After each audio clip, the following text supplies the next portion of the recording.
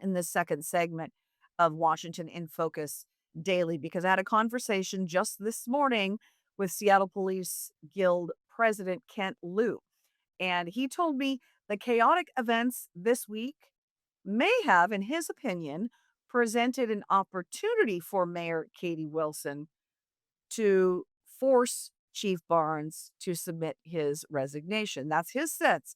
He believes that the mayor already wanted the chief out, and everything that happened this week just kind of helped that along.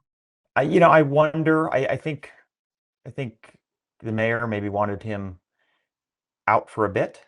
Um, I'm not totally sure on that. I think that was partly his impression. So I think that this, I don't know, presented an opportunity for the mayor's office potentially. Um, I think it was a little.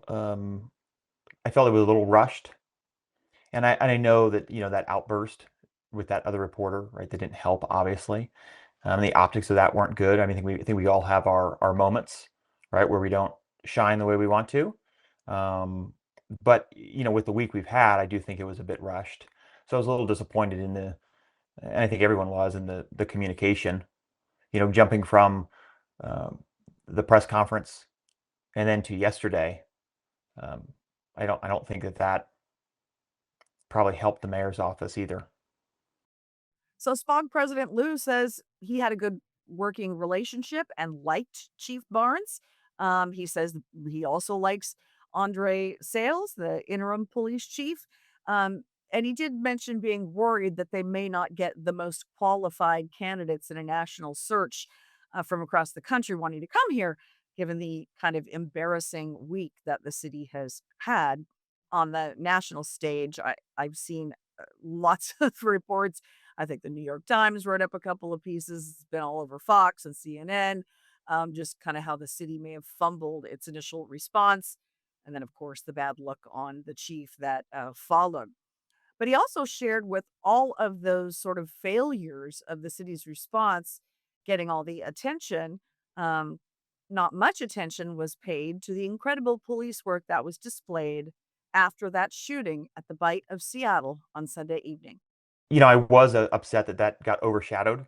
Um, there are incidents like that, active shooters or critical incidents, where people do become quite critical of the department and really police officers and their response, and that becomes the real focus. Here, we had such a fantastic response that it got quickly overshadowed by a delayed press conference, and it really wasn't talked about.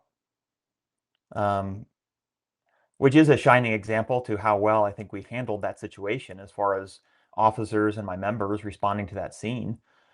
Yeah, it was fantastic. So that was a little bit of a disappointment, um, but we're working on that. I'm trying to keep that top of mind for people, so I appreciate the question. But yeah, officers, everybody there. I mean, every video you see, officers are running towards gunfire with complete disregard for their own safety, immediate first aid response, saving the lives they could save. It was really, really unfortunate. Now, additionally, the Downtown Seattle Association is not at all pleased that Shawn Barnes has been forced to resign. They felt he was making a dent in some serious public safety issues downtown. And CEO for the Downtown Seattle Association, John Scholes, sent this email to the Center Square. We'll put this up for you.